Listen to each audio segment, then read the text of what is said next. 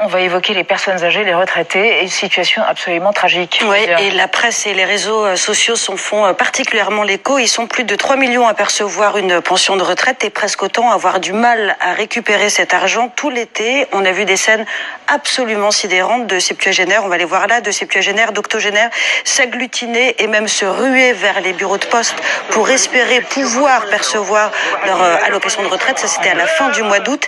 Il y a également deux images qui sont très éloquentes. Celle d'un vieux monsieur qui n'a pas hésité à escalader, on voit là encore les grilles d'un bureau de poste et dans la ville de Tiaret après des jours de retard de versement.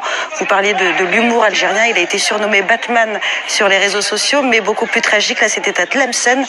Un retraité a été roué de coups par la police. Il manifestait sa colère, encore une fois, contre le retard accumulé du versement de sa pension. Alors le gouvernement a expliqué que ces retards-là, qui étaient très nombreux, étaient dus à la crise sanitaire et au manque d'effectifs. Mais d'après les associations, c'est tout simplement dû à un problème de trésorerie. On n'a pas les liquidités pour payer ces hommes et ces femmes. Et cette situation, elle est jugée d'autant plus scandaleuse et injuste que d'autres retraités, eux, sont encore bien choyés par le gouvernement. Il y a un mois, il y a des citoyens et des universitaires qui ont lancé une pétition qui appelle à annuler le régime spécial de retraite dont bénéficient des cadres supérieurs de l'État et de l'armée. Et là, pour le coup, eux, leur pension, elle tombe bien, elle arrive bien sur leur compte. Myriam Amellal, on peut ajouter à ça le chômage, la dégradation du pouvoir d'achat, des conditions de vie.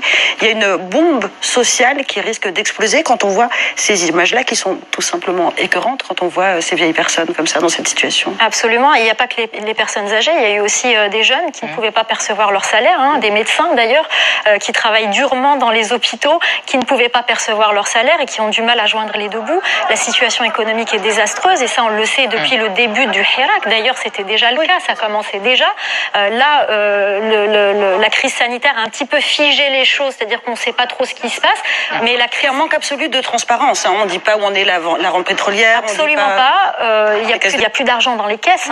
C'était le cas il y a quelques années à l'époque Bouteflika parce que le prix du baril était très élevé. Mais depuis la chute du prix du baril, il n'y a plus d'argent. C'est pas plus